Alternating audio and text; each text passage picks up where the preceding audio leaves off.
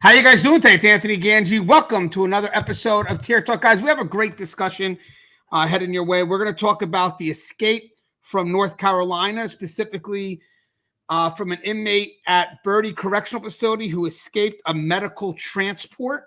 I have a picture of him right here. His name is Ramon Alston. As of recording this, he's still at large. They actually upped the reward for him. It was from $35,000. Now it's at $50,000. And if you guys are not familiar with Bertie Correctional, this is Bertie right here. In 2017, there was an incident that led to the death of a hero, Sergeant Megan Callahan. She was killed by Craig Wasinick, if that's how you say his last name. Basically, he set fire, lured her in, and then wind up beating her, unfortunately, to death with a fire extinguisher. I know her mom very well. I was actually out there a couple of times. Her mom's been on the show a few times. And once this happened, the state of North Carolina, definitely with the added input from Wendy, they pushed for some good positive changes, which also led to, I believe, stab-proof vest. I believe at that time they didn't have them or they needed more. I forget, but I know Wendy was behind a lot of some of the changes that were recommended. This way, her daughter did not die in vain. Her daughter wind up, unfortunately, she did pass, but it was a greater good. They were able to bring back some positive changes. I just don't know. Remember, that's 7 years ago. That's hard to believe, man, but that's 7 years ago. So again, I don't know if the changes have maintained, but now it's 2024. And as mentioned, this person here, Ramon Alston, he escaped a medical transport. And if you guys don't know a lot about him, I got a little bit about him. Ramon Alston's a member of the Blood Gang. He was convicted of the 2015 murder of a 1-year-old named Malia Williams. That's her right there. I was during a drive-by shooting at the Trinity Court Apartments in Chapel Hill, North Carolina. He was targeting a rival gang member, but the bullet struck Malia, who died 3 days later. Again, that's the beautiful little girl. On August 13, 2024, Alston, this is him again. There he is right there. There's the wanted photo. Ramon Alston. Let's see, escaped while being transported to a medical appointment in UNC Hospital in Hillsborough. He freed himself from leg restraints and fled into nearby woods while still handcuffed. And obviously, the concerns coming up relate to there's discussions right now of potential complacency in transport, protocols, and security lapses that may have allowed the escape to occur.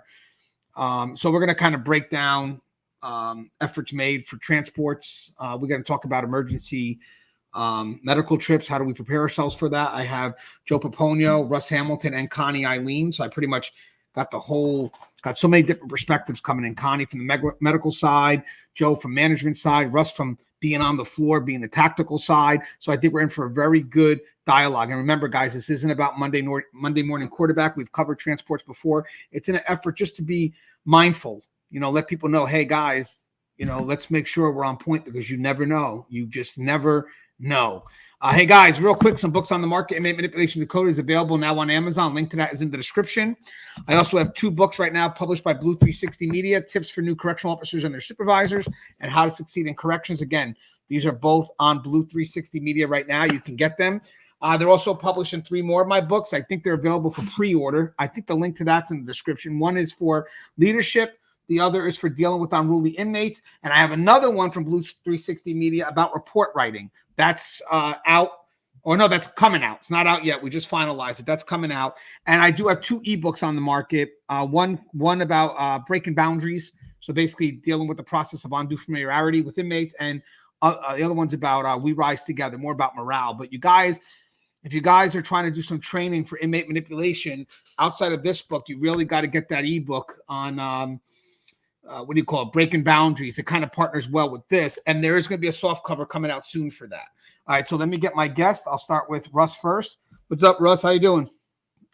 Hey there, Anthony. How's it going? Hey, Russ, when I showed you a picture of that little girl, Malia Williams, doesn't that break your heart? Yeah, that was something actually I was gonna comment on.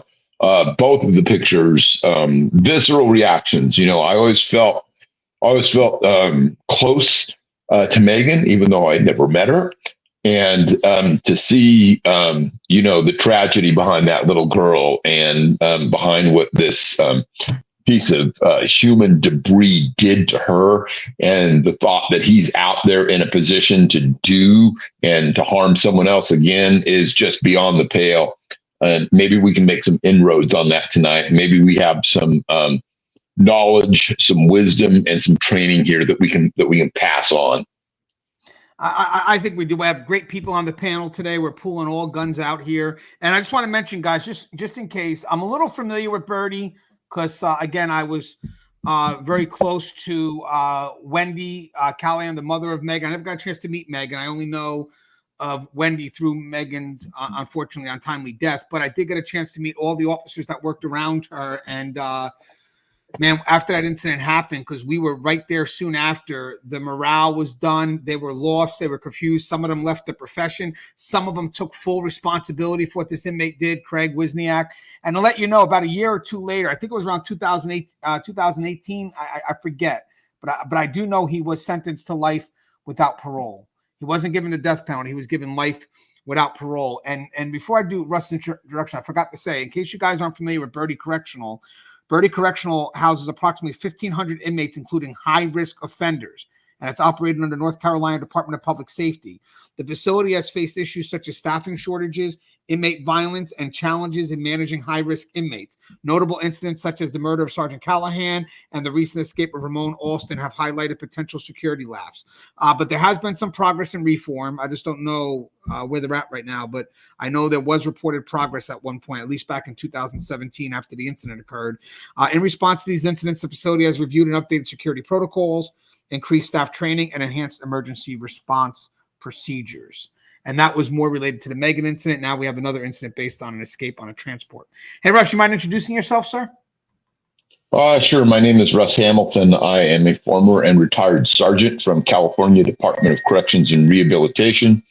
Started my career way back in the late 80s at San Quentin State Prison. I eventually went on to promote to sergeant. And then after that, I retired, and I actually went to work for another organization where I was a senior juvenile correctional officer. And then after retiring from that, I went on yet again to work for a private company that does rehabilitation and reentry work with inmates at a local probation department and a local county jail where I am case manager. And so I've done a lot of different things in my career. And in order to try and pass some of that on, I founded it's been a few years ago now, Keepers of Chaos on Facebook.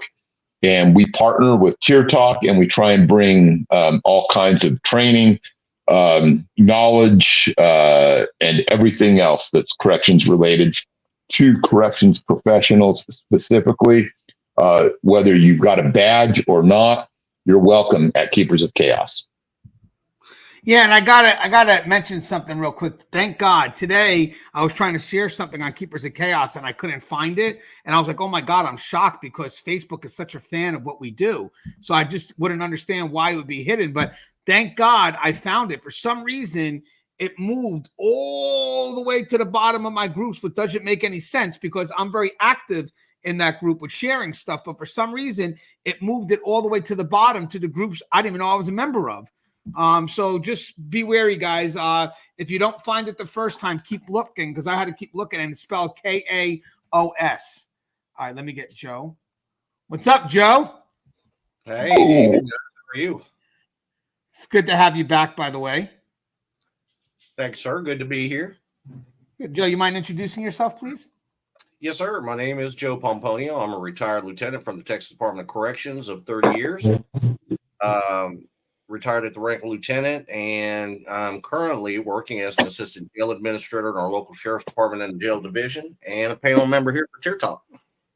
Yes, and we love having you. Got Russ there. Okay, Russ is back. He's just in the kitchen. And guess, guys, it's been a while, but look who I found. Connie, Alleyne. Hi, everyone. Connie. Connie! Everyone. What's up, Oh Connie? my God. Hey, I'm baby so girl, good glad to see you. you guys. Connie, do you mind reintroducing yourself, please? Sure. So hi, everyone. My name is Connie Alleyne. I am the founder of the Civilian Corrections Academy. We are currently, I think we got 26 contracts now out in the States. So we're really excited about sort of the growth and evolution of the academy. We are here. I come to you guys with almost a little over 20 years of correctional experience. Started out on Rikers Island back in 2000. Continued to work in various correctional settings, and then transitioned into domestic violence for a little while. I went into the inpatient mental health space for a little while, just really wanting to see how the population engages in different environments as part of my public health hat. And now I'm also the founder of the Kendall Weich Foundation, Rising Above Diabetes. So my 9-year-old, well, once 9-year-old, was diagnosed with type 1. And so instead of sort of falling into the space of helplessness, we've decided to empower other children and families living with type 1 in every way that we possibly can. So it's an exciting thing. We're on this journey, and clearly somewhere written in the stars, I am supposed to be an advocate wherever I am. So that is what I find myself doing. Yeah, and it's connected to passion. I mean, it's not work when you love what you do. And guys, just on a side note, and I think Russ, Joe, and Connie have all done one. I did open up another YouTube channel. It's called Lessons Unlocked, and it's basically more about real life situations. I just kind of, I don't know, I don't want to pigeonhole myself always to correctional concerns. I think there's a lot of stuff that we do here in the correction setting that can be applied to a bigger audience. So I opened up a channel in an effort to get some of what we learned out there. And again, there's some great videos, great content on there. So if you guys get a chance, check it out. It's called, again, Lessons Unlocked. And I don't know, I've done a show with Russ already about how hard it is to say no, how to kind of work yourself through it. I did one with Joe about decision making, and me and Connie just did one about the difference between excuse and reasons. And we are using our knowledge in our profession, but it's just the way we could branch it out into other areas is just, it becomes an amazing tool. So it's just something you don't need, you don't know you need it until it's offered. All right, guys. So there's a lot here, guys. So we have everything. I think that would be a good discussion is everything from making a determination that a medical transport is needed all the way to, I'll go as far as saying, bringing the inmate there and then safely returning them because they're there, you're not done. Let's continue with our vigilance and then bringing them back. So before we get into the main tactical side, I know there's a lot going on when it comes to medical trips because you're taking the inmate out of the facility. This is where we are the most vulnerable. And it's true. Anytime we do a trip, whether it's a medical trip, a detail that goes out of the facility, a funeral trip, whatever it is, we are extremely vulnerable because it's an environment that's very hard for us to control. So I know when it comes to outside trips, we don't take them lightly. There should be a bunch of procedures in place to ensure that the trip is as safe as possible, not just for staff, but also for the inmate, because inmates have enemies too. Inmates have enemies too. So staff have to serve so many different functions. One, protecting, the community, of course, which is the big priority, but also protecting that inmate. An inmate like Ramon Alston killed a 1-year-old. I will assume he's not well liked by many people. So the staff that go out have to be prepared that that person could be a target. The inmate could be a target. But I thought we can go do a little bit of a quick round table discussion on, how important it is to make sure that we prepare ourselves for outside trips. What are some of the concerns that any facility could face when dealing with an outside trip? And also, is it something that we are quick to do, or do we look for alternatives, especially when it comes to medical? Do we always look to send people out on emergencies, or do we try to handle what we can inside the facility first? So I thought I would kind of alternate. So we'll start with Russ first. But Russ, you have to, obviously, Russ, anytime you're doing an outside trip, the dangers, it's great. Yeah, down through the years, we've seen so many different things, happen on these outside transports. And, I think that, part of the problem is there's a certain amount of, blindness by people to the reality which we affront in these cases. because you know what, you might have the best inmate ever. He might be a person that is on the path to complete rehabilitation, and and he's absolutely going to be successful. And and he's the lowest risk inmate that you can imagine, and it doesn't matter because you're taking him out on a transport. And the fact is, there is a whole subculture of people out there that hate you because of what you stand for. And so it's not really about the inmate. And if you get locked into that type of thinking that it's about the inmate that you have on that transport, you're being complacent. And it's the complacency of situational blindness. You just don't understand the reality that affronts you when you go out into public wearing the uniform, wearing the badge, and that alone makes you a target. Now, certain inmates, obviously, and I've done some very, very high risk, high notoriety, infamous inmates in my time. Those ones, are they worse? Are they more dangerous? Well, you better believe it. But just because they are that thing, because they are at that high end of the spectrum, doesn't mean that you should relax with the easy ones. And I think that administration has done a disservice towards just assuming that because you have a low level inmate, that it's a low level, low risk type of situation. And I'm hoping that I'm going to bring to bear some of that knowledge and some of the understanding that you need to go from point A to point B and back to point A again safely with your inmate still in custody. Yeah, and I want to mention something too. That's a good point that you mentioned. Inmates could be very impulsive.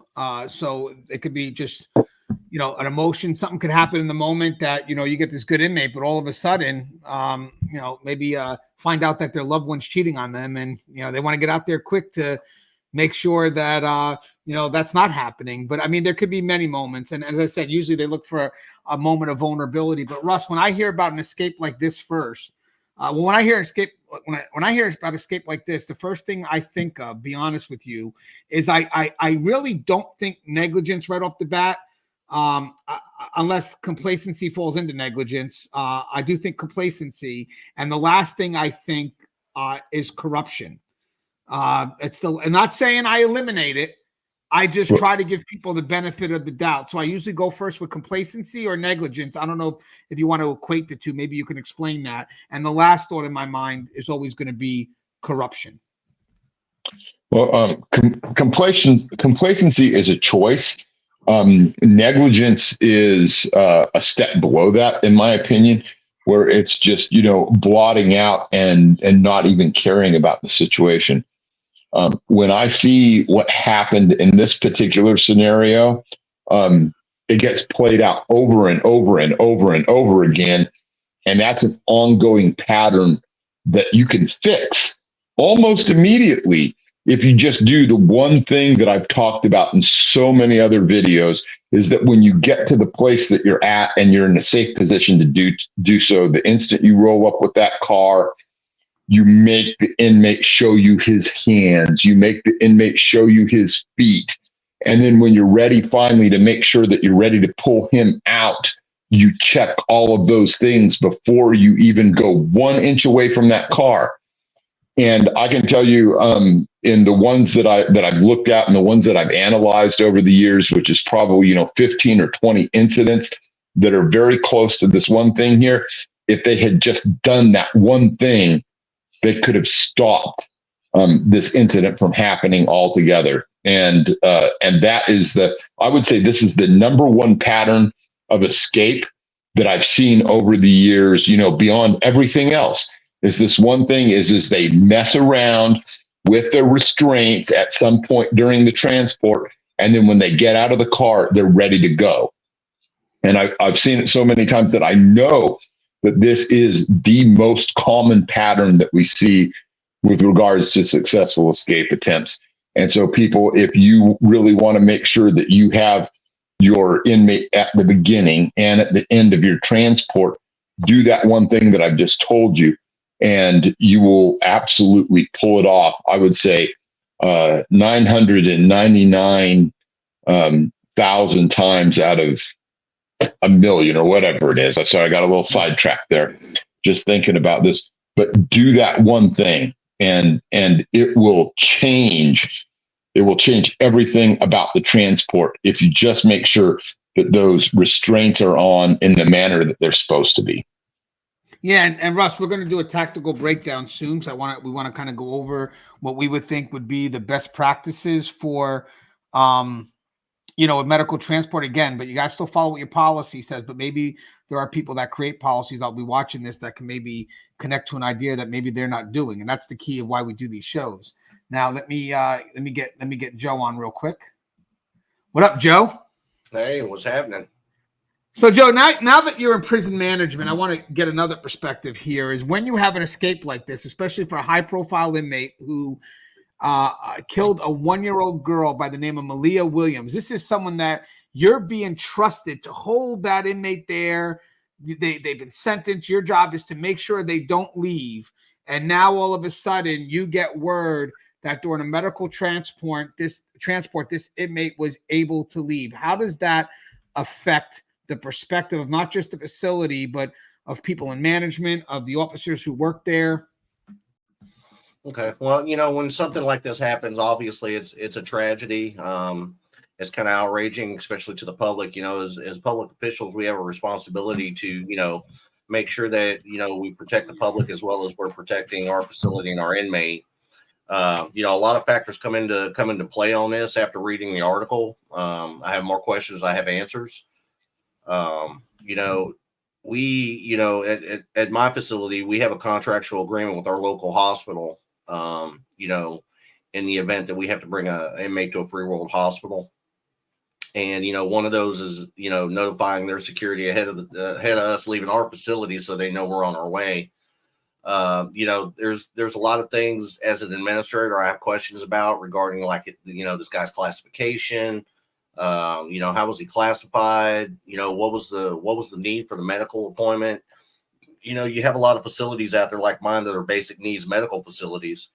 Aches, pains, toothaches, earaches, a lot of the minor stuff we handle there at our own facility through our contracted medical as well as x-rays. But there are times that we have to send people out to free world hospitals, for evaluations further than, what we can do to our facility. But it doesn't negate our responsibility to make sure that we're doing our jobs correctly. As administrator, like I said, I have a lot of questions regarding this inmate's classification. How was he classified? Why was he at, that facility and not a maximum security facility? Like I said, there's a lot of questions I have regarding it. But it's sad. It's a bad deal for the officers because, I'm sure this is weighing on their mind now that, somebody got out of their custody. I'm sure there's going to be an investigation into that. For the facility, that's another black eye. And I'm sure the public's not happy about it as well. Now we've included God knows how many law enforcement personnel looking for this guy.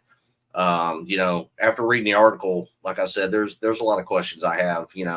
It kind of seems like, this might have been planned on the inmate's part. Like he might have known ahead of time he had a medical appointment coming up, and he might have gotten word to his family member, gang members, whatever. There's just a lot of things I have questions about regarding this.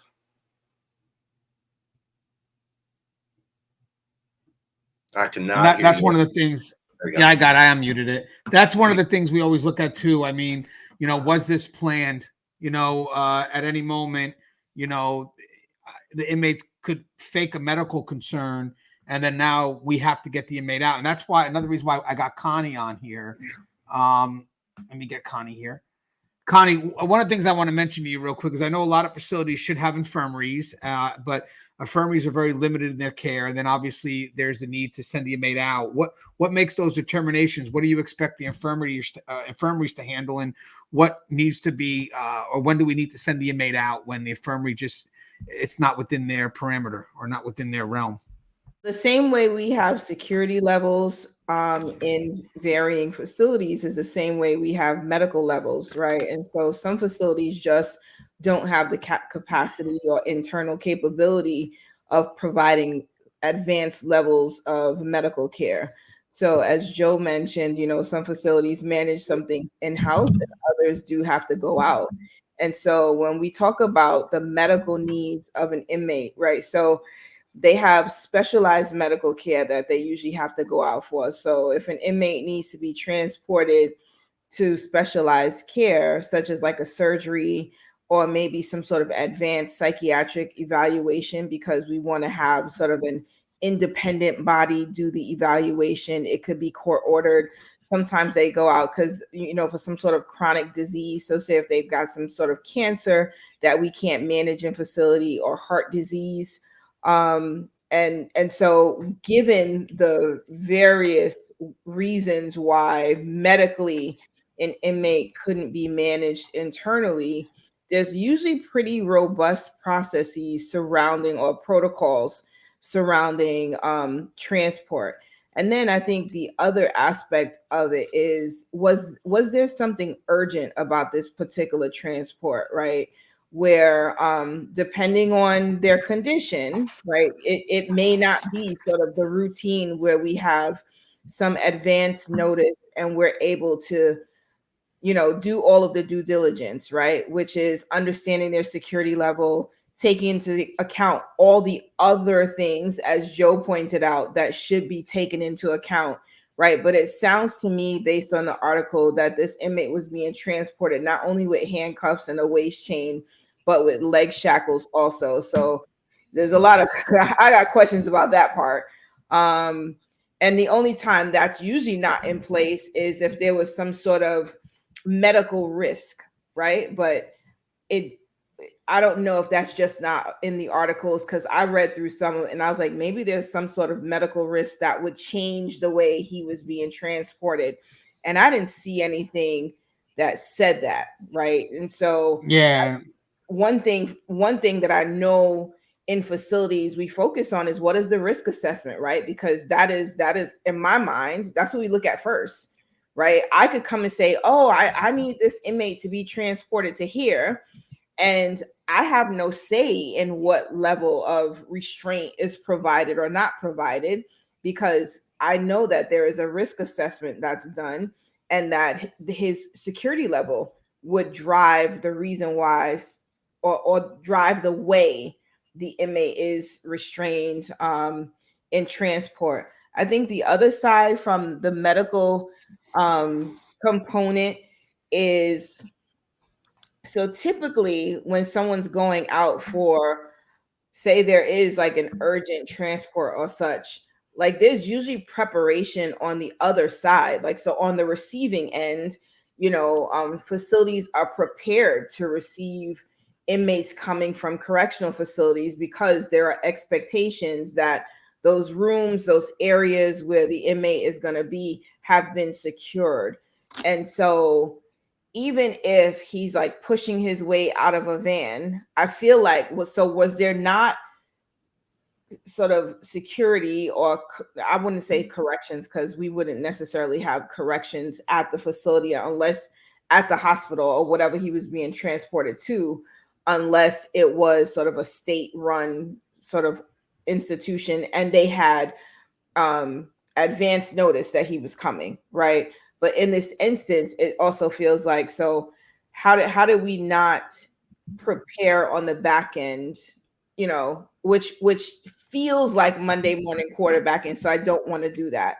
I really just wanted to focus on, yes, there's a process, right? There's protocols, policies, procedures for transporting an inmate when they are in a medical event, right? Whether it's routine or it's urgent, there's a process, and their security level always matters, right? There is a risk assessment that's done that drives the way that inmate would be restrained.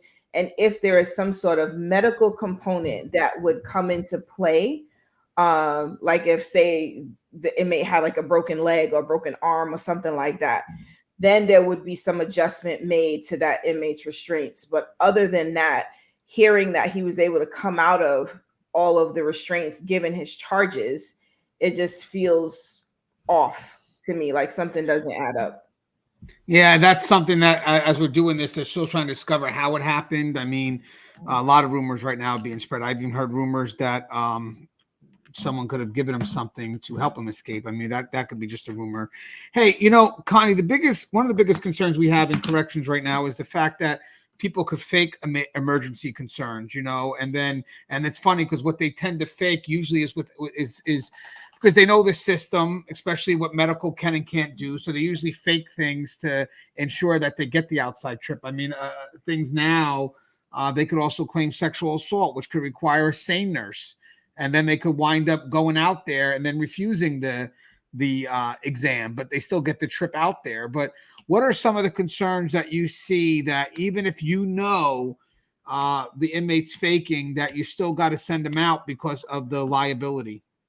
Yeah. So, I mean, there's, even if they cry wolf, right? Like we have an obligation to still respond to the said emergency. Now, there are telltale signs in every situation where when you are experienced, right, when you have the appropriate tools in a facility or diagnostic tools in a facility, you can kind of figure out whether or not someone's faking, right? No matter how much, the dramatics are, right? Someone's saying they're having a heart attack and you actually have an EKG machine, then you can do that, right?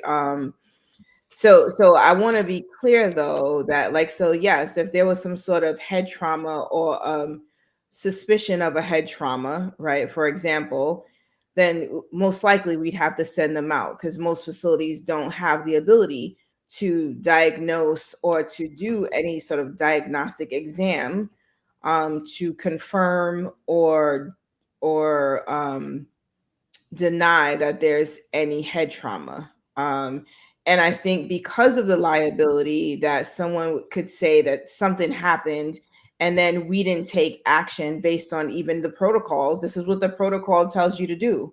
You got to follow through with the protocols. But I think emergency response plans are in place for a reason, right? And so that applies not just to the security side of the house.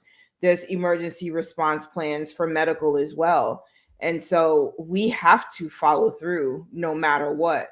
But I feel like there's always going to be those challenges, right? Where, inmate says something and maybe someone has had the experience where a particular sign or symptom may not be consistent with what the inmate is saying.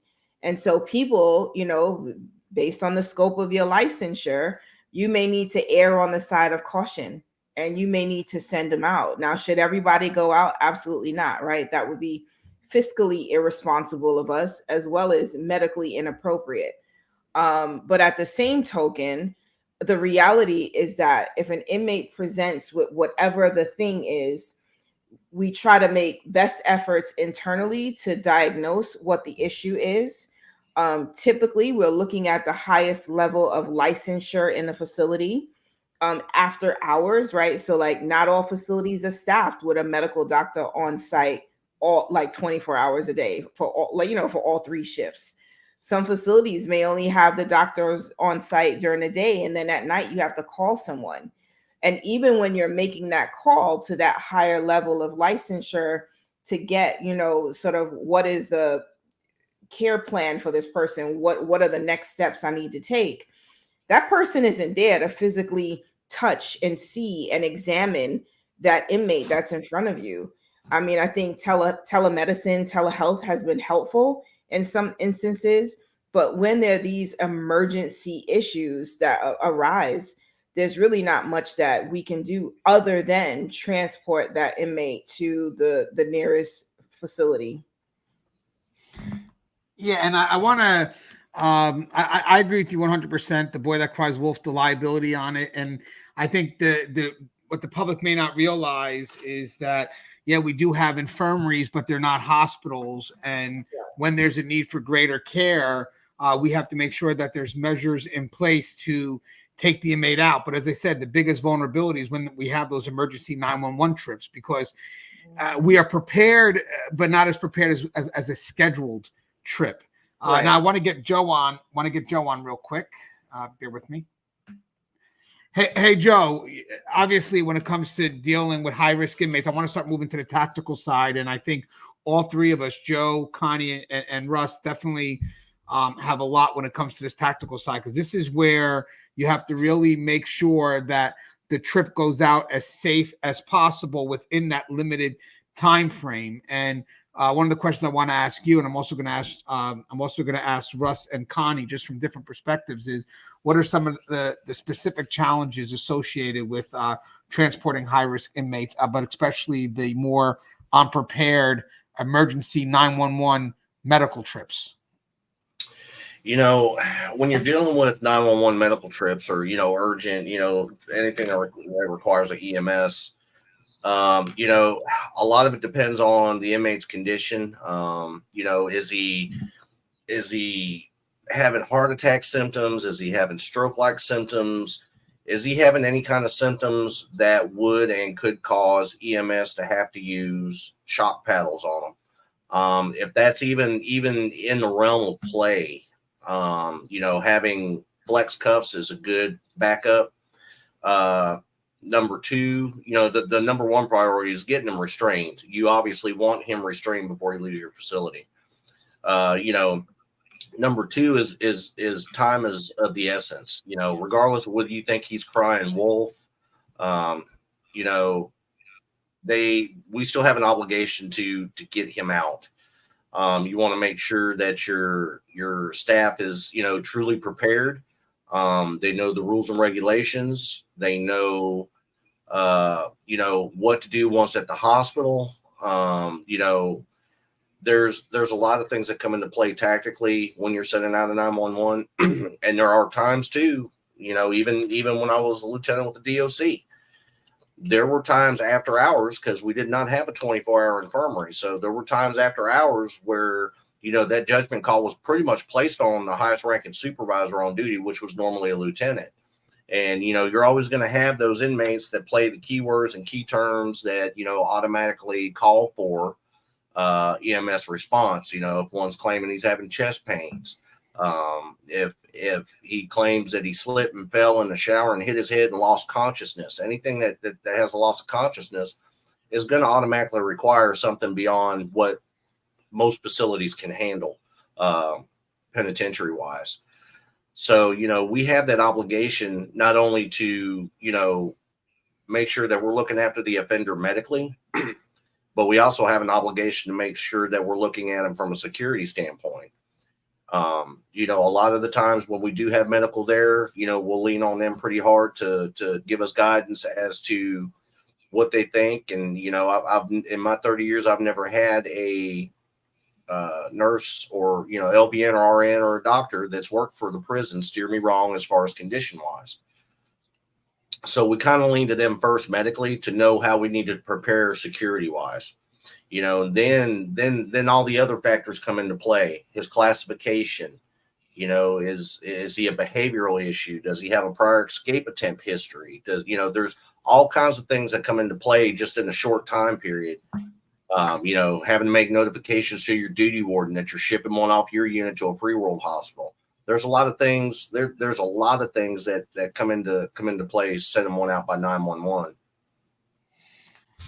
Yeah, I think a lot of people may not realize, how complicated it is to make sure that you are prepared for. I mean, I'm just a scheduled trip, as we're talking about a what do you call it, an emergency trip. And even though it's funny, because even though you are making a call to the warden, it's not really that you're asking for their approval. You're just notifying them that this has to happen, because no warden is going to override what medical is or what medical has requested. Let me get Russ in. I'll have both you guys in real quick, and I'll bring Connie in.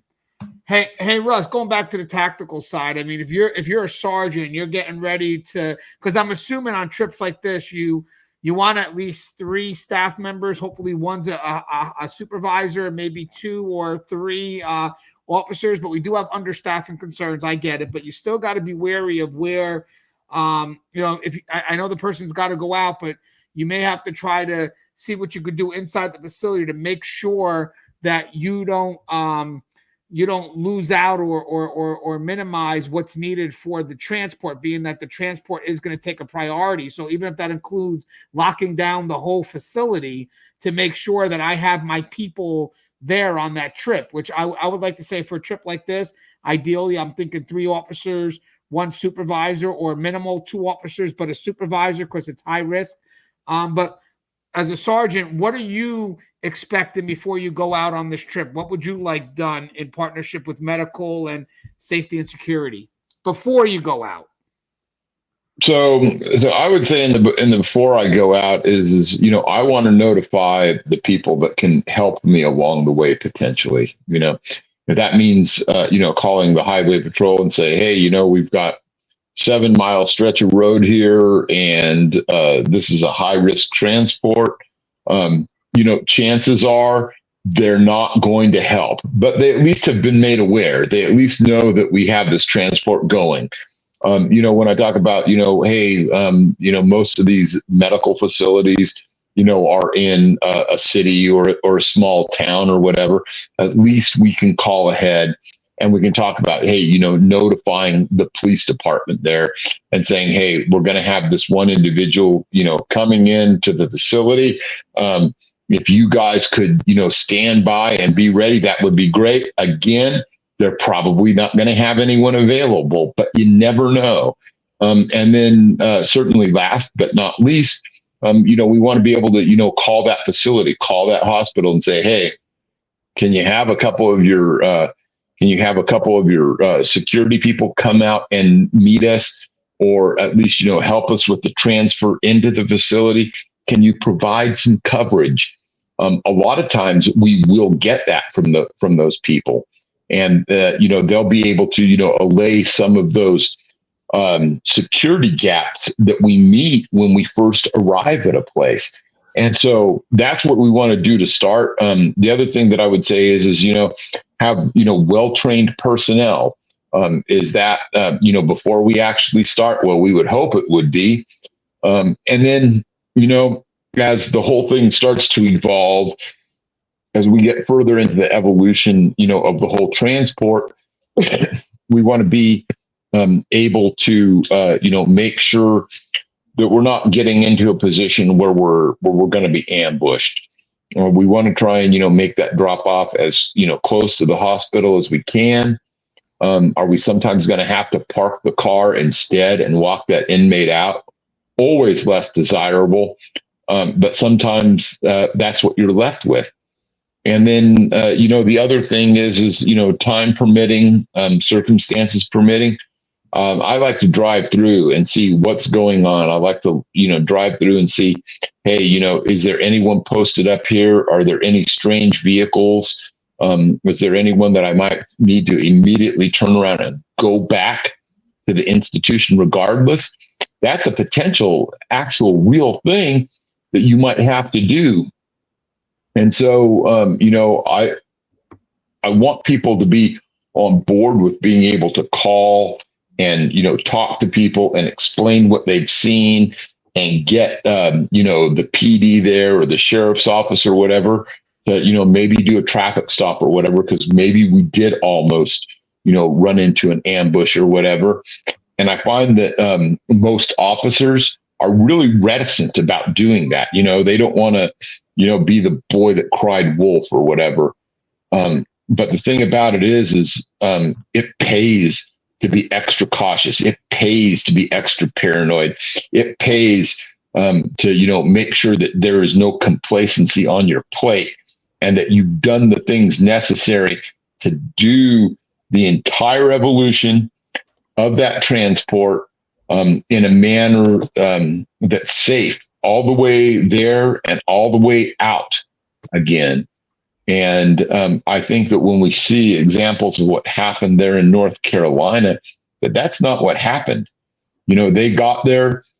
And I can't say that I know this to be true, but I've seen it so many times. And there was an expectation that, they were just going to get this guy out. and they were going to bring him into the hospital, and there were not going to be any issues. And that was the expectation that they placed upon themselves because they'd probably done it a jillion times before. And the sad fact of the matter is, I go back to my little saying time and time again, that, complacency is situational awareness perceived, but not achieved. We have to achieve situational awareness. We have to achieve, an understanding of the things that go on in the outside world and being prepared and knowing that, our number one priority is always going to be public safety. And so we can't afford to drop the ball. There is absolutely, we can never afford to lose the mission with which we're tasked. And so going the extra mile and doing all of those little things will help you. But yet I get back to what I said the first time around. Every time when you're getting that inmate out, you check every single bit of those restraints before you even start to pull him out of that car. And if you see anything that's hinky, if you see where he dropped a handcuff key, if you see where, something looks awry with what's going on the leg irons or whatever, stop, get back in the vehicle, go back to the institution if necessary. We just can't afford to ever lose out on what we're doing in that mission. There's no room for failure. And so we have to do those things. And I'm sorry I've rambled on so much, but this is important stuff. This is the kind of stuff that saves lives. And I wanted to save my brother's life. I wanted to save my sister's life. Let me ask Connie a question here. Hey, Connie, do you think after hearing a discussion like this, do you think most medical personnel knows of the complex security concerns that could accompany a quick emergency medical trip? And if so, two things. If they don't, what can we do to make sure they're more aware? Not that it could stop them from sending a trip out. If they have to send a trip out, they have to send a trip out. But is there anything that they can do on their end to ensure that the medical trip, is kind of balanced with the emergency need as well as the safety and security side? Like, how could they work with custody?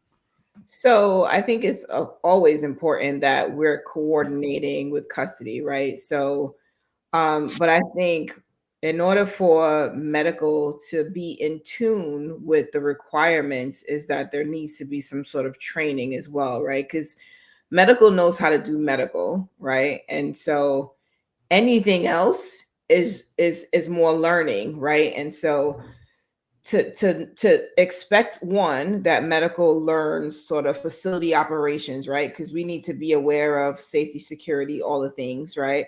And then to add to the list is, so within safety, the security, there is an expectation that you have some awareness of security protocols as you send someone out on a medical trip, right? Medical is focused on making sure this individual is medically stable, not necessarily always thinking about whether or not the security protocols are in place, right? Which is why I think the partnership is critical, because medical should be able to, be operating at their highest capacity if there is a medical emergency and focused on medical, because there is a significant liability in just the medical procedure or whatever medical interaction they're having with an inmate who might be in crisis, whatever that crisis is. And so having custody as a partner allows for medical to stay focused on medical and allows for custody to, one, be able to trust and have some credibility that medical is doing what they need to do to make sure this inmate is stable. But also they can now focus on all of the security measures and protocols that need to be taken into account before this inmate is transported. And even if in the moment there's a quick exchange, right? So one, medical is aware, because I've had custody say, like, does they need to go out? Right? And sometimes it makes you pause. Are there other things that we could be doing and we could avoid sending this inmate out? Or yes, there is a medical necessity that requires a level of care that we don't provide in this facility, then that's this right. Discussion is over. We kind of understand this is a medical necessity, but I think the communication between custody and medical is critical. Really, just to make sure that one, the medical person is aware, right? Because in the heat of an emergency situation, we're not necessarily thinking of the security side of it, but to have custody be like, hey, did we think of this? Like in the moment, it might seem like an annoyance, but there are nuances and I think complexities to providing medical care in a correctional facility. And there's things that we just don't see necessarily. We might be in tuned if, I can sit down and I'm taking a lunch break and I got the time to think through, but in the heat of an emergency, so much stuff is happening at the same time. And so it is important that we've got custody to be like, hey, by the way, right? By the way. And even as you guys are transporting, it's important for medical to share information. Hey, by the way, right? Like if this inmate has something going on that custody needs to be aware of that could somehow impact public safety, it could impact their safety, it could impact the safety of anyone else involved, then there is need to know information that has to be shared. Actually, speaking of that, let me ask you a question. Even though when you go on a trip, you have to treat all inmates with the chance that they could escape. But having said that, obviously the higher level is going to require more resources, and we know that. Mm-hmm. So, I mean, you may have a full minimum inmate. I'm still going to send two. I'm still going to send two officers. May not need the supervisor, but I'm still going to send two. I want to make sure we got our resources. But it is a full inmate. We're not expecting a problem, but if it does happen, we're going to prepare ourselves for it. Mm-hmm. But but when you have that higher level inmate that requires, I would think in this case here, 3 officers, you got to get that supervisor, whatever it is, there is a chance that it could go sideways. This person, I'm not minimizing the full min, don't get me wrong, but on paper, this person presents the greater risk. So with that said, is that anywhere, like, does the hospital aware of what type of inmate that they're getting? Not that it's going to change how they care for them, but are they aware that this time around we're coming with a very high profile inmate, or to them status really doesn't matter? So I'd like to ask Connie that. It does matter, right? Like, I think that there is typically some communication between the facility and the hospital that they're going to, right? I know on the medical side here in Connecticut, we've had communications with whoever. If we're sending someone through the ER, we would give them the courtesy of letting them know we're coming, right? So that they can adequately prepare to receive. And there may not be anything special that they could do, right? Because emergency rooms are typically crowded. Is there a place and space designated to care for this population? Some places have and some places do not have, right? It is, you kind of make the most out of what you have when you get there. But we do try to also make sure, especially if we know this is a high risk inmate or a high level security inmate, that they are prepared, right? We don't want anyone blindsided, and we certainly don't want the potential, right, for security compromise to be presented because we haven't communicated, right? Like, at the very least, communication is the easiest thing we could do. And yes, at the receiving space, right? So the hospital, they just want to stabilize this individual and send them about their way, because they also don't necessarily know all the protocols, and nor do they necessarily have the staff who can do all the things that we require, right? So I know when we would take women who were having babies, right, the room would be almost bare. Clearly, that is not what a room, like a hospital room, would typically look like, right? And so knowing that they had to send staff in to take all the things out that were not appropriate to be in the room also meant that it created an additional administrative or some sort of undue burden on the hospital, right? So either way, the communication is critical. They do need to know, is it going to change the course of treatment? Probably not. But at least they are aware and they can be on their P's and Q's as they engage. Yeah, I wanted to make sure I put out clear that we're not saying it to lessen medical's response, but just to see if there's anything on their side that can make them more aware, like maybe a room put aside or whatnot. So I'm going to go with Russ first, kind of start talking about the tactical. So Russ, you get the phone call. You're the sergeant leading the way. It's an emergency trip. Inmates got to go out. Obviously what's going on in your head, and then how do you prepare this inmate? What do you need resources? Why? What are your concerns? Remember, this is an unprepared trip. It's an emergency trip. It's going out right now. So by minimal resources that you need, how do you prep the inmate, and how do you ensure that you get the inmate to where they need to be? I would start with, usually we already have a workup inside each file that tells us what are the necessary things we need to take that inmate out. In an emergent situation, or in just the course of business, because maybe this inmate has an ongoing medical issue. And so that's the first thing that I want to look at. The second thing is those things that are, the intangibles, kind of like, okay, so what do I want to give to my people that are taking this individual out so that they know that they can be successful, And so, I want to make sure that they have, the required equipment. I want to make sure that they have the required training. I want to make sure that, they have their head on the swivel. I want to make sure that they know what to do when they get there.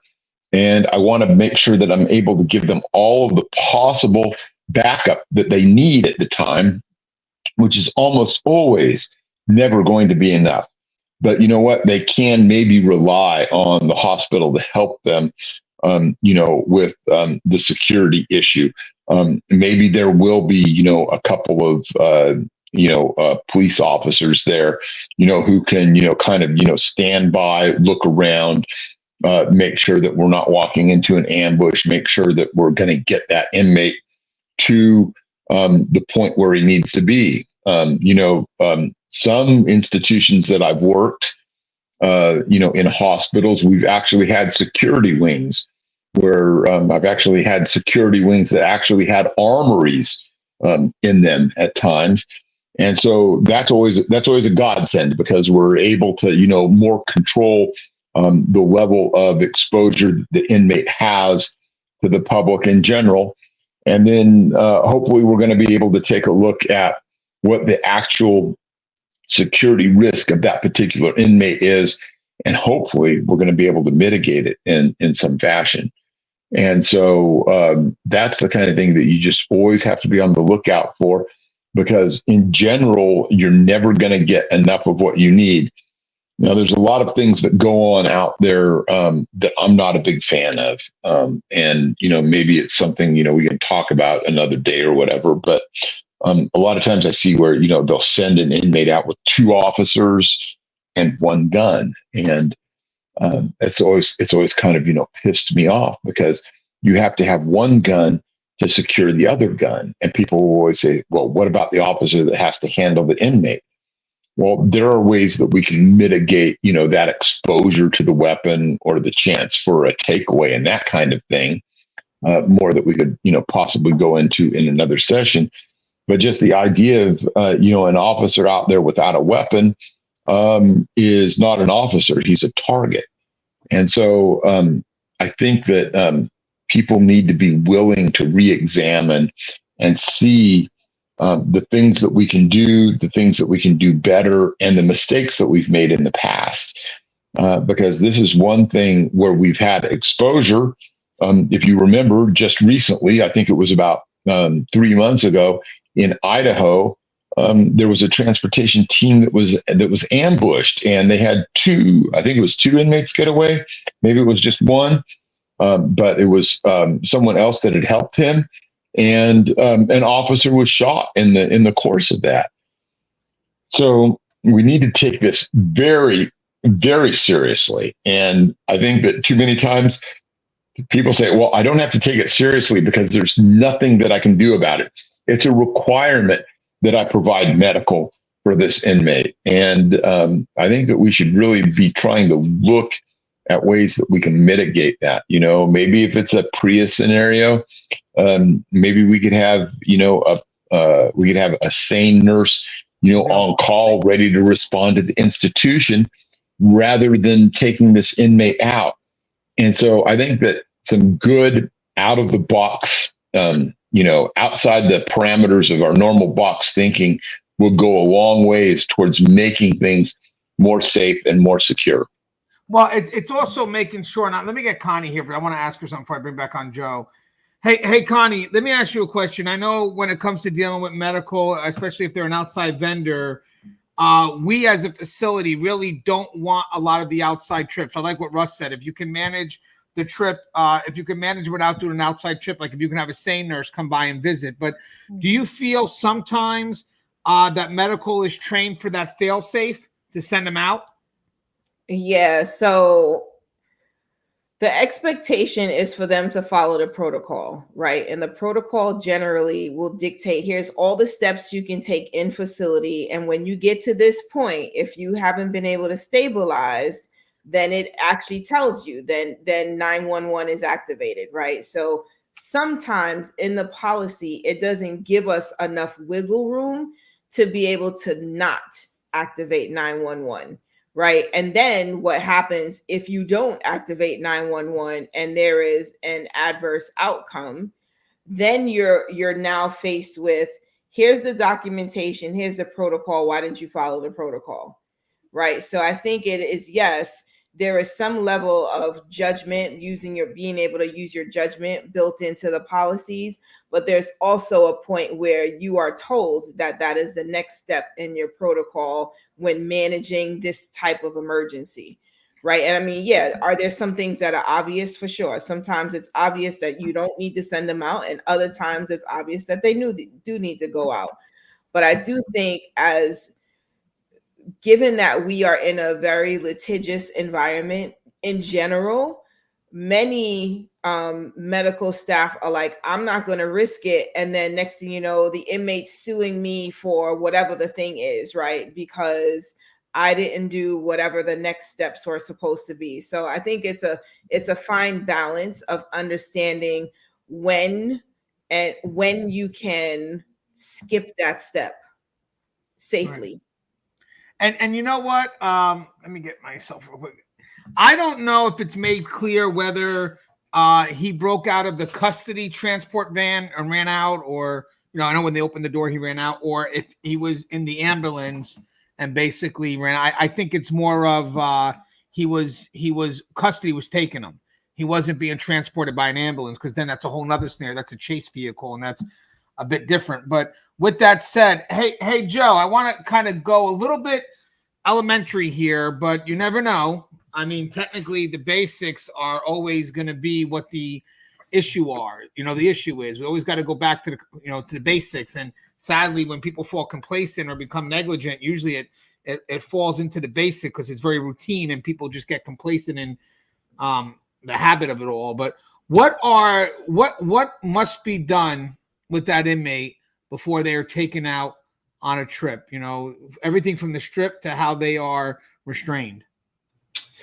Well, a lot of it depends on the inmate's condition. If it's something where he's having an active heart attack and life-saving measures are already in progress, obviously we're not going to be able to strip him. I mean, we can cut his clothes off if we need to, but we're not going to interfere with medical's duties to save his life if it's a life-saving measure.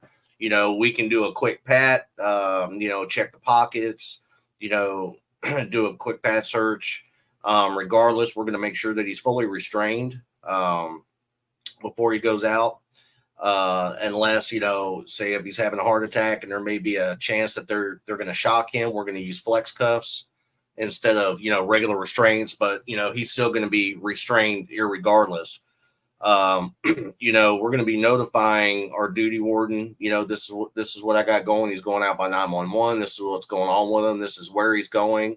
I've already notified the hospital that they're fixing to be en route. You know, with Texas, it's a little easier on us down here, especially on the DOC side, because we have 3 hospitals that are set up as prison units. We have one in Galveston, which is contracted through UTMB, who does our, you know, medical for the facilities, and it's actually a prison hospital filled with UTMB doctors. You know, priority is if depending on the inmate's condition, you know, if he's stable, conscious, you know, it's urgent, but it's not emergent. We're going to try to get him a bed at that prison facility first before we go to the Free World Hospital side. But a lot of it depends on if they're on drive-by status, meaning they have no available beds. They can't find him a bed with any of our prison facilities. And then at that point, you know, the protocol is they'll have to send him to a Free World Hospital. Now, on the DOC side, that's kind of a game changer because of the fact that we're going to the Free World Hospital. You know, our avenue is to drive directly to the ER. We're not going to take him in through the front doors. We're going to drive through the ER where there's less pedestrian traffic, civilian pedestrian traffic. You know, due to the fact that you never know what the surroundings may hold. We're also, you know, we're going to have hospital security there to make sure that, you know, to make sure that we get him in safely and securely. You know, now on the county side now, you know, as a jail administrator, basically my processes are the same. I'm going to make sure that they're restrained. Number one, you know, make sure the inmate's condition prior to leaving our facility, you know, and we're going to notify the hospital that we're coming. You know, and again, we drive straight to the ER on the county side. We don't go in through the front doors, even if it's a routine thing, that if it's a routine follow-up appointment or something like that, where he has to go to the hospital because it can't be conducted at the facility. We're still going to take him into the ER because it's the most secure point and less pedestrian traffic. You know, there's so much involved. You know, you got to look at their classification history, because you want hospital security to be aware of, you know, what kind of guy that they're getting in their hospital. You know, does he have any security precaution designators? Can he defeat restraints? Can he defeat locking mechanisms? Is he staff assaultive? You know, has he taken a hostage before? You know, we have all these security precaution designators in Texas. Because of incidents that have taken place over the years at Free World Hospitals. We've actually had hostage situations. We've actually had ones that defeated the restraints and left. You know, and as far as the weaponry, it's kind of a double-edged sword, because on the DOC side, we require one unarmed officer to be in the room at all times with the offender, in case a nurse or a doctor comes in, for their safety. This way there's not a gun right there within their grasp. You know, usually the armed officer sitting right outside the room. Another thing that comes into play too is the facility that you're going to. What are their rules and regulations? Because I've taken inmates to hospitals where if you have a weapon on your hip, you cannot step in that room at all, period. You're not allowed to. You know, a lot of it, you know, like I said, a lot of it depends on there's so many variables, you know, involved in this, you know, when taking somebody especially to a Free World Hospital, not a prison hospital. And again, in North Carolina, I don't know what their setup is. I don't know, you know, how many facilities they have in their state, why they, you know, if they have a contracted facility that, you know, has a secure unit. But I have been to several Free World Hospitals on the county side where they do have a secure wing just for inmates from city, inmates from county, inmates from DOC, where the rooms are set up with basic needs. And, you know, they're given, you know, suicide spoons to use for their meals. There's no solid chairs in the room. They're all made either out of plastic or rubber. You know, there's a lot of security points to take into consideration on this. But, like Connie said, you have to have a good communication, two-way communication back and forth with medical, no matter where you're at, because you got to know what their expectations are, and they got to know what your expectations are. And somewhere in the middle, that's where the workaround is, especially when you're leaving a facility. If you got an inmate who's in distress and, you're trying to apply restraints to this guy, but they're trying to get an IV started. First thing I'm going to do is I'm going to put leg restraints on while they're trying to start an IV in the arm before I restrain his hands. This way, I'm not interfering with their duties. They're not interfering with my duties. And we're just, we're chugging along together to get this guy loaded up safely, securely, and get him out of the facility. You got to be aware of your surroundings at all times, especially with high profile inmates or ones, like I said, that can defeat mechanical restraints, ones that can defeat locking mechanisms, one that's, has an escape designator. He's an escape artist, whether it be from county or city or DOC, or he ran from the police on foot. Hostage designators, there's all kinds of things that come into play that you gotta run through that little mask between your ears before this guy comes out. And there's a lot on the plate to take into consideration. Now in this instance with North Carolina, I don't know, until I really get more information on the situation itself. Obviously it sounds like he defeated his leg restraints at some point. Yeah. The question is how, why, were the restraints applied appropriately? Were the holes are facing away from the inmate where he can't reach him easily? You know what I mean? Was he in a belly belt? Was he, there's all kinds of things. And, for me, it starts with the classification side. How is this guy classified? Was he at a minimum security facility because he had no institutional behavioral history? So they're giving him a chance at minimum custody. There's all kinds of things into play here. And really, until we get more information on it, it's kind of hard to put a finger on what actually took place. I think Bertie is considered a max facility, but I do remember they had dorms because with Megan Callahan, well, maybe not dorms, but a pod area, because I remember the Megan Callahan situation where there were a bunch of inmates out at once. But again, that's maximum inmates. There still could be GP. Before we wrap up, I have one more set of questions I want to ask because we've covered. Let me just see. Is Bertie a max facility? Let me just make sure, because I think it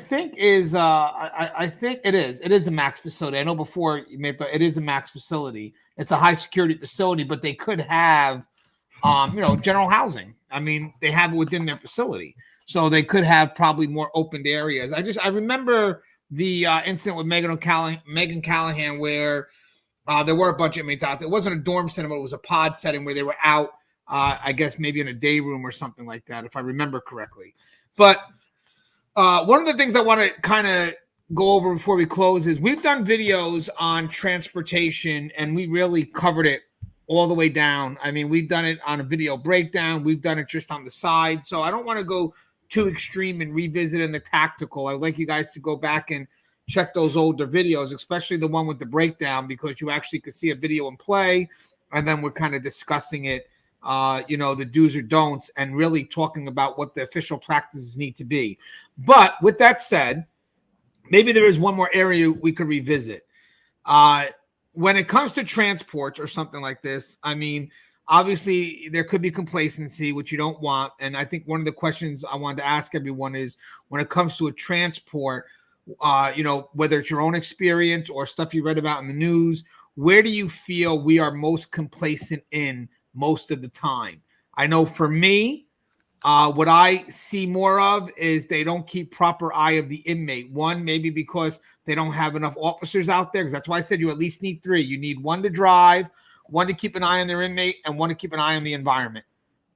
I think that, to me, that's the perfect thing. You got someone keeping their eyes on the surroundings. You got someone not taking their eye off the inmate, and then you got the person who is driving. And with that said, if when you're driving with the inmate in the back, that inmate should be in view. So even if the cuffs aren't secured properly, if the guy starts fiddling around, you could immediately, try your best to address it, whether it's stopping the vehicle and calling for assistance, because I don't know if the guy unhandcuffed himself or not, or just making it known that I see what this guy's doing. Let's be ready. Let's make a phone call and let's get ahead of what this guy's trying to do. And the other thing is the failure to double lock.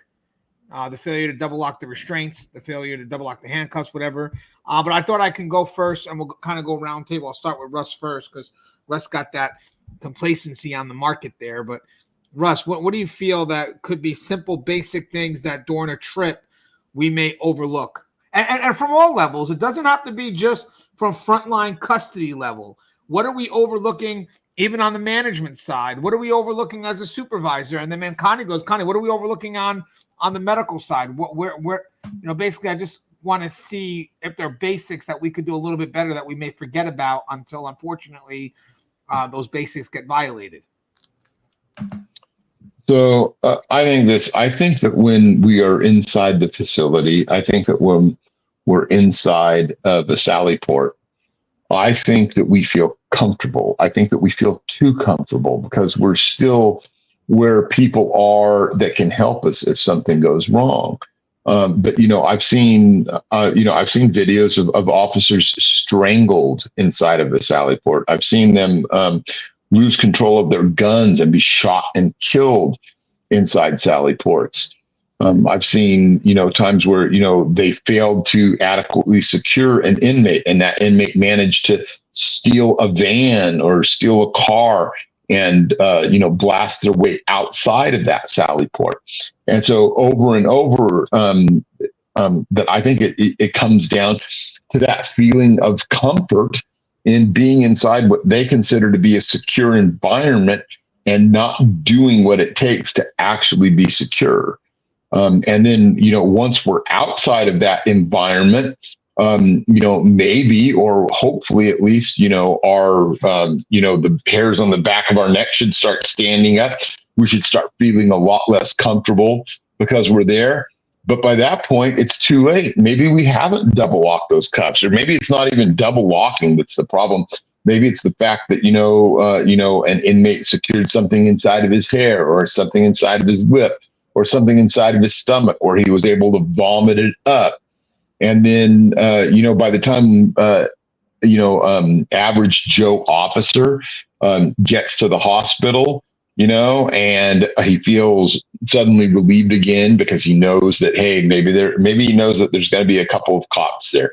Maybe he knows that that there's going to be, a couple of security guys there, and nothing happened along the way. And suddenly his whole aura, his own level of awareness then starts to drop off again. And hey, let's just get this inmate out of the back of this car. Let's get inside there. I want to get inside there real quick because you know what? There's some vending machines in there. And you know what? I can kind of like settle in for the night. I've got, 8 hours in front of me, or I've got 16 hours in front of me.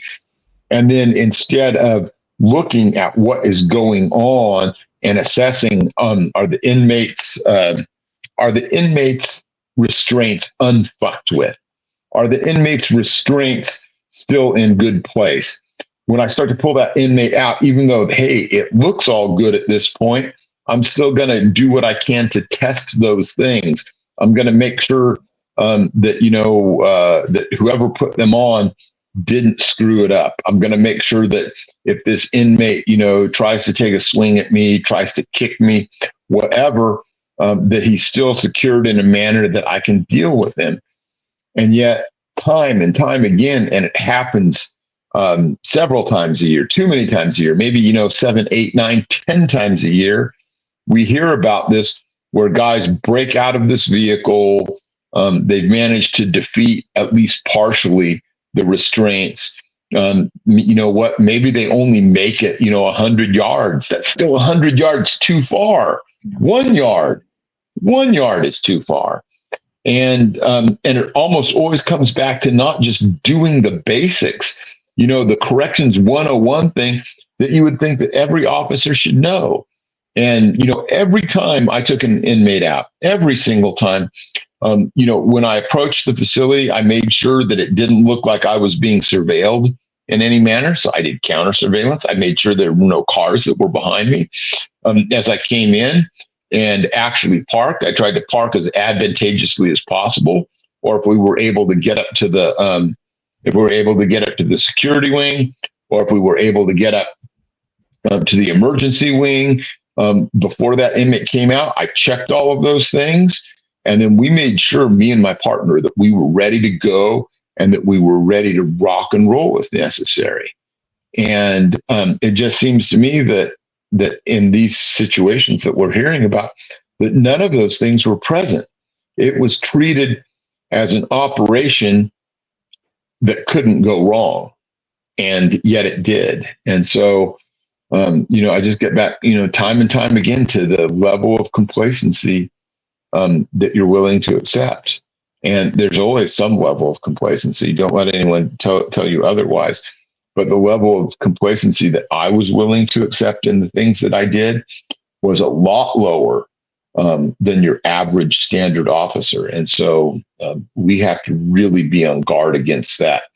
And if you don't know what you're supposed to do, between point A and B and back to A, get some training, get some input, make your supervisor tell you what to do, or listen to this particular video that we're doing right now.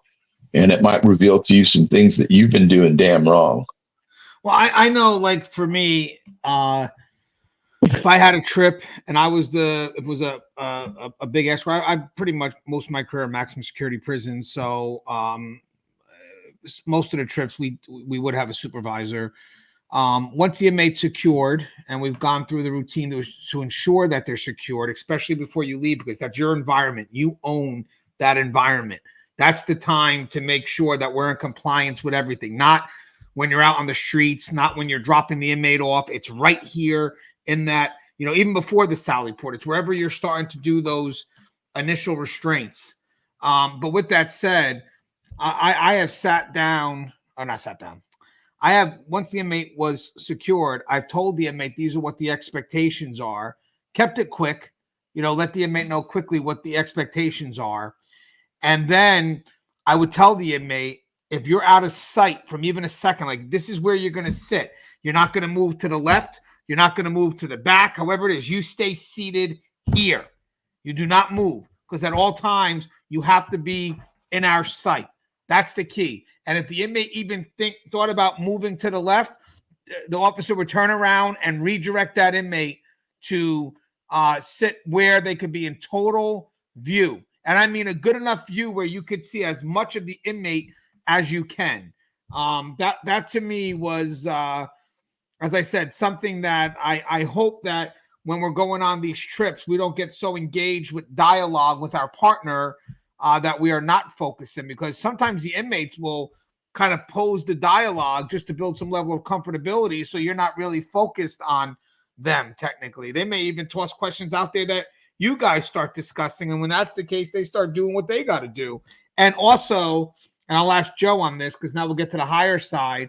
I don't micromanage my people. I've never done that. I try not to. That was kind of weird. I've never done that, and I try not to. So I guess however that partners up. But the thing is, when I know there's a trip going out, I do like for them to tell me, who's going out on the trip, how many's going out. I don't want I want senior officers on that trip. I don't want rookie officers. I mean, yes, there's time and place rookies can learn. I get that. And if I have the extra people, instead of me sending 3, I'll send 4, and I'll send a rookie to tag along. I get it. But for the initial team, I want my 3. I don't think that this is a specific training ground where that rookie is going to be a primary person on that team. I would like that the rookie could show up as support, and they could get their training, and maybe after a couple of times, okay, maybe we feel comfortable to hand it off. But I think a lot of people don't realize that for these outside trips, there should be some level of seniority, like at least a year or so before they are scheduled and some level of training on outside trips before they tend to do it on their own. But I don't know if that's the case nowadays because of staffing. But I do like to know as management, when I get a phone call that there's a trip going out, I do like to know who's going out on the trip. If I don't know who they are, give me some details about them. And I do like to know how many's going out. And then I could be the one to authorize a supervisor if needed, if it's just I have the supervisor available. But if it's if I have a supervisor available, I'll try to send them on a trip. But if I don't and it's needed, I'll make a supervisor available. But with that said, what's your thoughts, Joe? What are you looking for as management? As management, I want to be fully briefed as to what the situation is. I want to know who the inmate is. I want to know what his classification level is. I want to know if he's got any kind of security precaution designators. I'm going to ensure that, my supervisor knows to send competent staff on the transport because, not everybody's made to be a transport officer. You want to make sure, of a couple of things. You're sending officers that are going to be seen in the public. So you want them to look professional, act professional. Like I said, you're not just going to send any Tom, Dick, or Jane on this transport. In Texas, they had the rule where you had to have at least 36 months in the system before you're even eligible to do a transport. Not the case so much anymore because of staffing levels. You're pretty much having to send, competent staff that you have there at the time. I want to be made aware, anytime that there's a transport going out, I'll have let the supervisors know to instruct the officers to make sure that they're calling the facility at least once an hour with any updates. Unless his, medical condition takes a turn for the worse, then they need to call the facility immediately to let them know. So I'm aware of it. There's several things that I like to see happen. Of course, I'm always going to throw that reminder in there to make sure that they're properly restrained. And I'll kind of emphasize properly restrained. If it's something where they couldn't do a strip search on them, I'll at least make sure that they run the handheld metal detector over and make sure they got no other foreign objects on them. And I'll, ensure that they know that they need to make sure that they're shaking down the vehicle, prior to loading this inmate up into a van if they're taking them by van. My guys are pretty fluent in understanding what I expect of them, and they know what notifications I expect to get. I don't need to be notified every hour during the course of the night that he's still doing good. Again, if there's something immediate in his medical condition that takes a turn for the worse, and yes, I need to know. This way I can, keep the sheriff or the other powers to be involved and, advise them. It's kind of tough on some of these facilities because they're kind of working the best they can with what they got. Some days are harder than others, and for some facilities it's harder than others. Especially for sheriff's offices, because like on my night shift, I have 4 officers on duty, and that's it. One of them can break away. So generally during the evening or during the nighttime hours, if they have to take one after normal business hours to a facility, either myself or I'll instruct my lieutenant to go up to the hospital with them. Until day shift can get 2 officers up there to relieve. Because I hate the fact of just sending one officer or one jailer, one deputy with an inmate to a hospital, because a lot of these hospital securities, they'll do what they call walk-bys and ensure that everything's okay, but they're in no way obligated or allowed to act in a security capability when it comes to a DOC or when it comes to a sheriff's department inmate. They have they can't even relieve the officer to go to the bathroom. So, there's a lot of things to keep in mind, when doing hospital runs like that, because security is kind of a false safe for us. Security is there to secure the hospital, not secure my inmate. That's our job. and they pretty much know that, and that's where they're kind of limited. They can't sit security on one of our inmates, whether it's DOC or county. They're not even allowed to be involved in that process. If he's becoming combative or anything like that, yeah, they can come in and assist on the hands-on process to get him back into compliance. But they're no way obligated or allowed to have any call or anything to do with the inmate themselves. And that's within their defined role anyway, because it's actually no different than them maybe helping medical when someone's going through a withdrawal at the hospital. I mean, it's something that they can react to. And I also want to mention, because it looks like the guy, he jumped out when they were trying to open the door. I mean, usually you try to position yourself in a way where the person is very limited in where they can go. You put somebody tactically at a distance, not too far, but enough blocking whatever possible way they can go.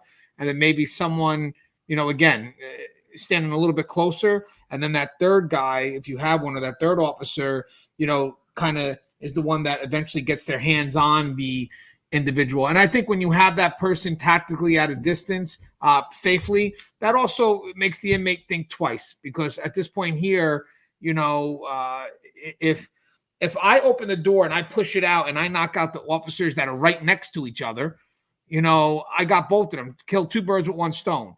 That's why, it's sad to say, but one officer, the escort officer, is probably in the greatest position for harm's way, but the other officer is meant there to back him up and not get too involved, so the inmate doesn't get a chance to take out two people. Like Russ, I like what Russ mentioned before about the gun to back up the other gun.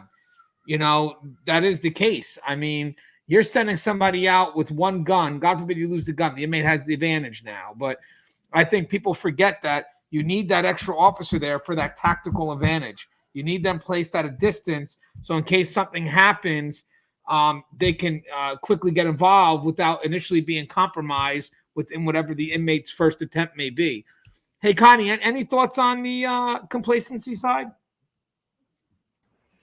So I guess for me, when I think of complacency and the way it kind of pops up in here, is that for me it comes down to like human error, right? Because like I feel like complacency, which maybe it's not human error, right? But I think there is a level of diligence that goes into us doing this job. And so one of the biggest risks, I believe, in the potential in this situation is human error, right? So I guess if we go with the thought process that there was no aid there was no intentional aid from someone in the facility, then that makes me think, okay, so was the restraint applied improperly? Was there not sufficient staff during this transport?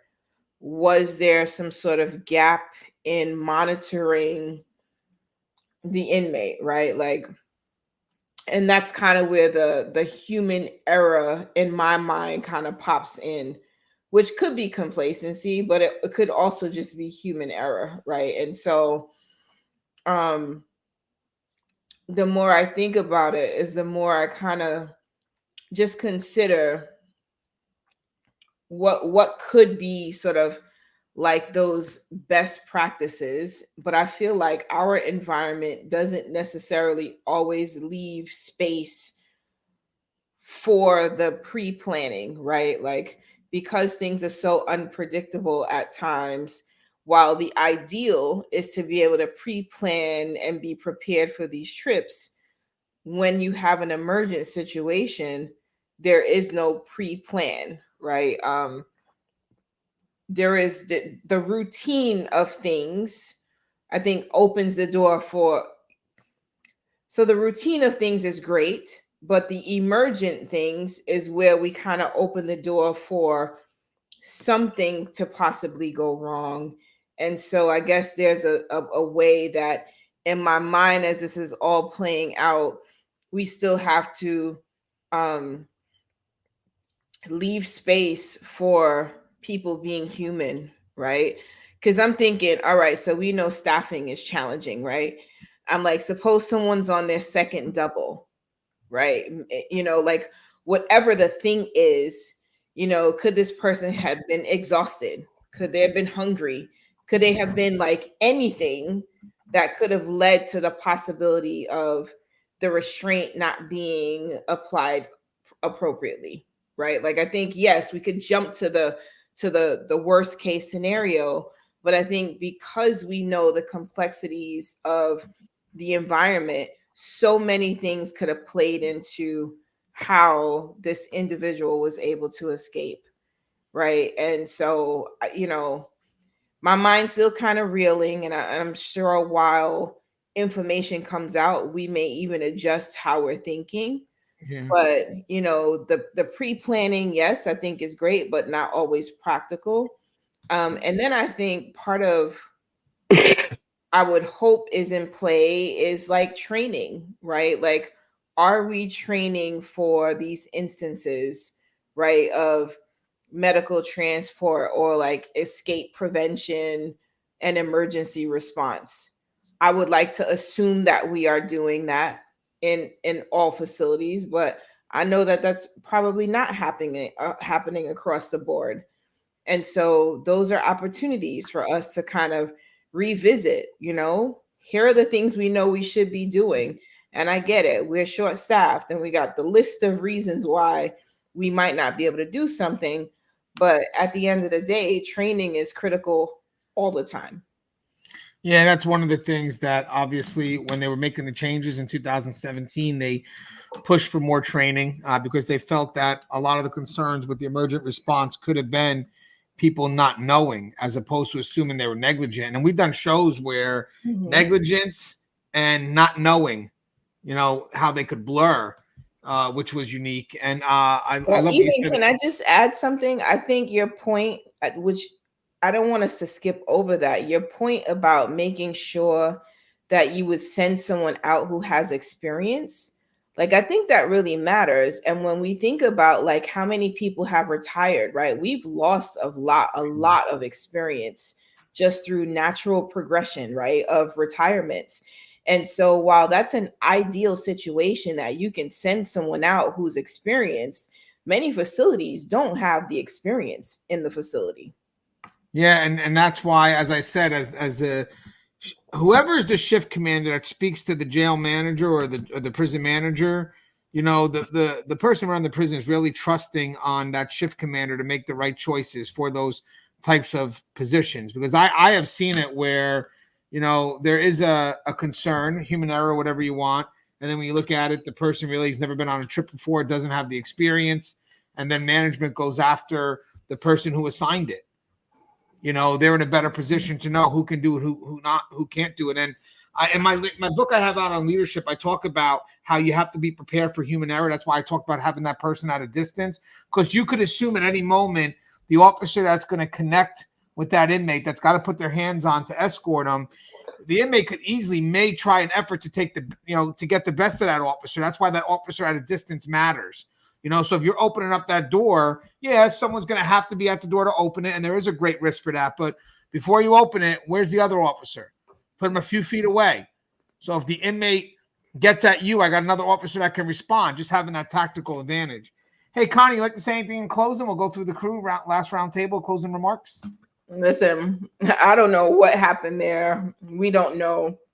All we could do is lean on our experiences and give the public the insights and the perspectives that we have based on our experience. So I do hope that we've been able to add value to the conversation, right? And give a perspective that, because in all the articles that I read, none of what we talked about was in the articles, right? It's just a lot of assumptions and a lot of just fluff. And I don't mean it in that negative kind of way, but the articles weren't written from a space of experience. And so, I just do hope that they're able to find the inmate and that he doesn't hurt someone else in his time out in the world. Yep. And what about you? Let me get Joe. What about you, Joe? Yeah, I agree with Connie. There's not a whole lot of information out there. And, the article that I read, from the New York Post, says that once he's captured, that, you know, he'll be placed in a maximum security facility, which makes me wonder what his classification was.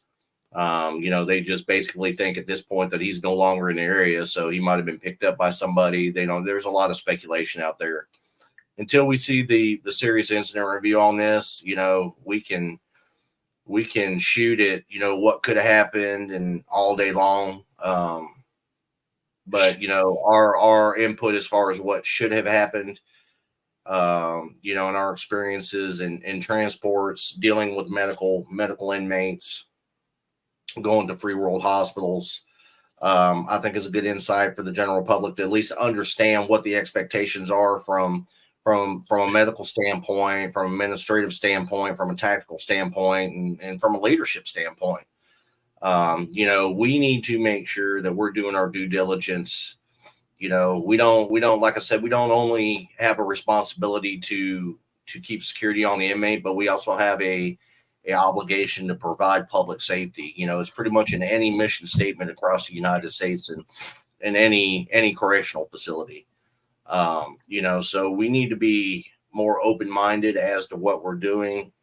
We need to make sure that, you know, our supervisors aren't complacent in their duties. We need to make sure that our staff is competent, professional, and security-minded when they leave the facility. And like I said, you know, it's one of those things where, you know, we need to work hand in hand with medical, you know, to ensure a good, swift, and seamless process on getting the offender out and to a medical facility.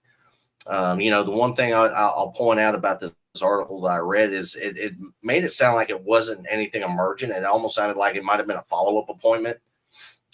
So, but like I said, you know, I got so many questions running through my mind about the scenario until we get more information on it. You know, I'm just going to kind of reserve judgment on this. Yeah, and the funny thing is, even if it's scheduled or unprepared, scheduled, the inmates may know a little bit. Sometimes you try to keep the schedule hidden from them, but it's not that hard for them to find out. And if it's unprepared, it kind of gives the inmate the control because they're making, you know, we're going out. And because why? Because I'm saying I have heart pains. I'm having chest pains. Hey, Russ, anything you'd like to say in closing? Yeah, you know, I think that, you know, we've shed a lot of light on this thing, even though we don't necessarily know or understand what all of, you know, the specific facts of the matter are. I think that it's a pretty safe guess that we've been able to surmise what some of the issues are. The thing that I will tell staff is, you know, position of disadvantage. If you can always put the inmate into a position of disadvantage, if you can make sure that he doesn't know when that upcoming appointment is, if you can make sure that, you know, you give him a command as you're getting ready to get him out of that vehicle, to look away from me, don't look at me while I'm getting you out of that vehicle, you know, to place your foot here or to place your hand there, this, that, and the other thing, to give him the smallest chance of success possible under the circumstances that you're directing him toward. And that's what I'll tell you to do every time. And if you're not thinking in those terms, you have no business being out on that transport.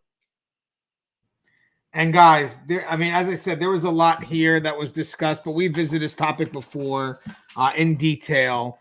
This was just more of trying to create different perspectives. If you want to see videos on the specific details of transport or our perspective, hopefully it aligns with your policies. You could check out the other videos we've done in the past. Just kind of put transport and tier talk, and they should come out. One was, I think we did one on the Idaho. I forget, but we've done a few of them, and one of them was definitely a video breakdown. One last thing. I'll see if anybody's willing to answer this question before we go. But you guys, if you can't answer it, don't worry about it. We'll end it right away. But if 7 people meet each other and each shakes hands only once with each of the others, how many handshakes will there have been?